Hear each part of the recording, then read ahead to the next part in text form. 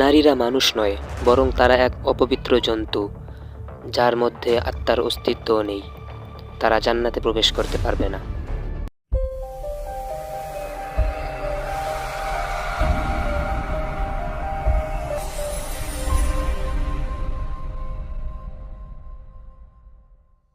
পৃথিবীর ইতিহাসে কোনো জাতি, কোনো দেশ আজ পর্যন্ত নারীকে পুরুষের সমান অধিকার দেয়নি এবং কিয়ামত পর্যন্ত দেবেও না। ইতিহাস পর্যালোচনা করলে দেখা যায় যে আজকে যারা নারীর সম্মান, মর্যাদা ও সমান অধিকারের কথা বলে, একসময় তারাই নারীদেরকে মানুষ বলে স্বীকার করতে দ্বিধাবোধ করত। কেবল ইসলামই একমাত্র ধর্ম যেখানে নারীর সম্মানজনক অবস্থান নির্ধারণ করা হয়েছে, নারীর অধিকার নিশ্চিত করা হয়েছে। এছাড়া অন্যান্য ধর্মে, দেশে অতি নিকৃষ্ট, তুচ্ছ ও অবজ্ঞার পাত্র হিসেবে নারীকে উপস্থাপন করা হয়।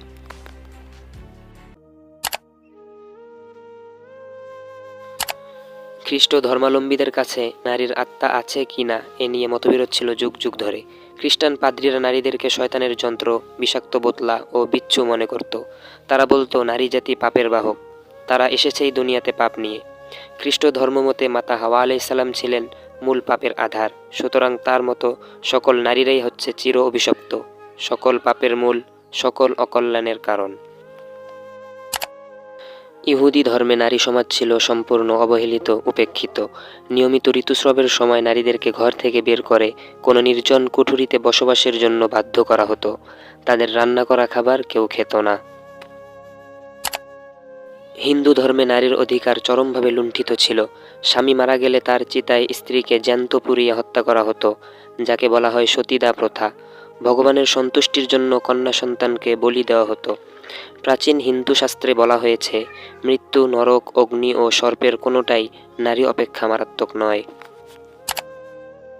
প্রাচীন রোমীয়রা নারীর মানবসত্তাকেই অস্বীকার করত। তারা নারীদেরকে মানুষ ও অন্যান্য প্রাণীদের মাঝে ভিন্ন এক প্রজাতি মনে করত। তাদের মতে নারী জাতি হলো এক অপবিত্র জন্তু, যার মধ্যে আত্মার অস্তিত্ব নেই এবং এরা স্বর্গে প্রবেশ করতে পারবে না। আরবরা ইসলামের আগের যুগে নারীকে শুধু ভোগের বস্তু মনে করত।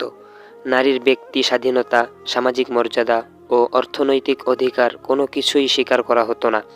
গৃহপালিত পশুর মতো নারীদেরকে বেচাকেনা করা হতো। বিয়েতে নারীর মতামতের তোয়াক্কা করা হতো না। পিতার মৃত্যুর পর তার স্ত্রীকে সৎ ছেলেরা বিয়ে করে নিত। নারীরা কারো সম্পত্তিতে উত্তরাধিকার হতো না, এমনকি নারীর নিজস্ব কোনো মালিকানাই তারা স্বীকার করত না। কন্যা সন্তান জন্ম হওয়াটা তাদের কাছে ছিল চরম লাঞ্ছনা ও অবমাননার বিষয়, তাই তারা কন্যা সন্তানদেরকে জীবিত কবর দিত। ইসলামই হলো একমাত্র ধর্ম যা নারীকে দিয়েছে তার প্রাপ্য ও ন্যায্য অধিকার।